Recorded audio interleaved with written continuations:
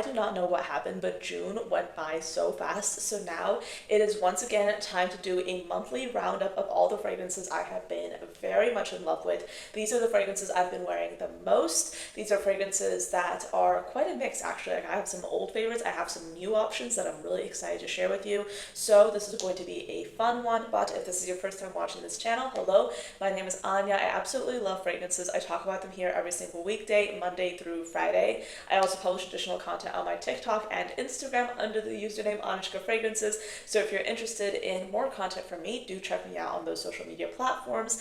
And if you're someone who loves history, I know that I do, I have a podcast called The Fragrance Report. Its main focus is fragrance history, and a new episode of this podcast is available every single Wednesday on Spotify and on YouTube as well. And if you want to be a bit more mindful with how many fragrances you're purchasing, how many fragrances you have in your collection, whether they be samples, decants, or full bottles, then I'd recommend downloading my fragrance collection log and expense tracker. It's available in my Stan store. This first fragrance is rather heavy, and the bottle design looks quite unique. This is from Oruran's Parfum, and this is called Selen de Deum. This was sent to me in PR, and I hadn't really tried anything from the brand before, but as soon as I opened this, I was very much intrigued because the bottle is definitely on the more unique side. It's this like heavy metal, and then you have like I think roses all over the side of it, and this beautiful green jewel in the center. It's giving luxe. It's quite expensive feeling and looking, but this is the kind of fragrance that is really versatile, and I was not expecting to wear this as much as I ended up wearing it. This is one of the easier fragrances for me to just reach for and spray on and not have to worry about it, because what's nice about this is there's a peachy kind of musky smell to it, but it's not overbearing, and surprisingly enough, I've been gravitating towards this even in the heat and humidity. So let's get into the notes. This has notes of peach, apple, and bergamot, a mid of heliotrope, orris root, and lily of the valley, and then a base of vanilla, musk, and cedar. This perfume is touted as a vanilla musk, and I do get that, but I also think there's a peachiness to it that's rather lovely. This stays a little bit closer to the skin, and I would say the lasting power of this is pretty moderate, but that makes it a very cozy and inviting scent to wear even in the summertime when temperatures can get a little bit high. This has still been a very pleasant scent to wear and just experience, so naturally I've been wearing this one a lot, and I've really been liking it so far. So if you're looking for something that's a little more on the unique side in terms of presentation, but still something that's very versatile and easy to reach for, this could be one to try out. This next perfume is a fragrance I was curious about when I first heard of it, but I didn't quite know what to expect, and I must say I was very much blown away by it, and I've been wearing it non-stop since I first received this in PR. This is Room 1015's Loveatic fragrance. Let me tell you, the marketing imagery of this basically is very white. It's like it has the fragrance like in bed sheets, so you kind of get the expectation that this is going to be a clean smelling musk. But if you look at the scent pyramid, there are strawberry notes, there's bubblegum, so it's kind of like veering into different directions, right? So if we look at the complete scent pyramid, this has notes of strawberry, lemon, and blackcurrant at the top, a mid of bubblegum and ozonic notes, and then a base of musk, amber, and cedar. Okay, so think about that. But then when you smell this fragrance, when you spray it on, this is the most intriguing and yet magnetic, clean smelling musk with just the right touch of sweetness from the strawberry and a hint of like bazooka bubblegum smell, but in a musky way. I was like so drawn to this that, not gonna lie, I've been spraying this on every single day since I got this fragrance. I have been wearing it as a hair perfume.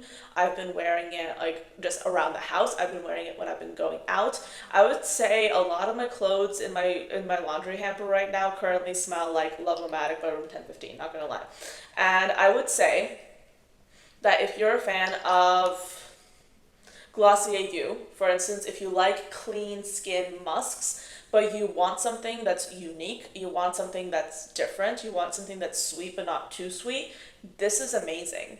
Also, if you're a fan of Burberry Her, but you want something that smells a little bit more elevated, something that doesn't focus so much on that strawberry smoothie aspect, this is also a great option. It's interesting because this fragrance plays with so many different nuances. You get the sweetness from the strawberry, but it's kind of like a realistic strawberry. It's nothing like, it's not strawberry flavoring. It's almost like you're, you know, smelling the fresh strawberry with like that freshness that you'd get from a genuine strawberry. So you get that, all right? But then you also get a touch of that bubblegum, and you get this beautiful clean musk. So there are different touches of various notes throughout the fragrance, but it's blended in a way that doesn't have like any one note overpowering the other. Sometimes sometimes this fragrance smells more musky, sometimes it smells more sweet. It's really fascinating. Like, the thing is, when I got this fragrance, like, I was curious about it, of course, but I was almost expecting it to be like a, you know, generic musk fragrance, which is not a bad thing, by the way. Like, a skin musk, it can be like super comforting and versatile, but this fragrance like changes. This fragrance like has strawberry and bubblegum, but like it's not like, it's still intriguing. Like, it's such like a mind-bending perfume in many ways. I was very impressed by it, and I continue to be impressed. It's really, really good. This is just what I need around this time of year. Again, like, I love the way it smells. It smells like a cushiony, soft, kind of like strawberry musk with bubblegum. Like, I love this. Like, this is going to be one of my favorite fragrances of 2025. Full stop. I've said it already. This is going to be one of my top fragrances because I was very impressed by this. This is really good. Yeah, definitely consider trying a sample of this. Room 1015 in general, it's a pretty affordable brand. I believe their fragrances are around $160. They have amazing options, and they also have different sizes. So in terms of niche, this is definitely more on the affordable side, but I am incredibly impressed with this fragrance. If there was an Anya summer aesthetic, this fragrance would very much be part of that. It's L'Imperatrice by Dolce & Gabbana. I love this fragrance. It's pretty much synonymous with the heat for me. I wear this fragrance constantly. It's in my rotation every single summer. I love it. This has notes of kiwi, rhubarb, and pink pepper at the top, a mid of watermelon, cyclamen, and jasmine, and then a base of lemon tree, musk, and sandalwood. This is a sweet and yet slightly sour fragrance. It's intriguing, it's beautiful, it's comforting. It's the perfect thing to wear if you just want a refreshing summer scent without being overpowered by a sweet gourmand. This is beautiful. Enough said. I've talked about this fragrance many times. Another fragrance that I actually featured in my video where I talked about fragrances I want to use more often is Lark's Calda. This is a fragrance that is beautiful. It's a kind of a cotton candy, champagne, Bellini kind of fragrance. Is Bellini champagne? I don't know. I kind of get those mixed up. Let's look at the notes. So we have notes of cassis, strawberry, champagne, and lychee at the top, a mid of lily of the valley and jasmine, and then a base of musk, cotton candy, amber, and vanilla. I always say that if you like Delina and you want something more different, this is going to be the option for you because it's light, it's bright, it's juicy, it's fun, it's magnetic, it's gorgeous. It's just happy. It's happy. I would say the lychee is very prominent here. And I also get like the sparkly nature of the champagne, a bit of strawberry flavor, and you get the greenness from the cassis as well. So this perfume is sweet, but I feel like the sparkling nature of that champagne note and the greenness really cut through that sweetness and prevent it from going overboard.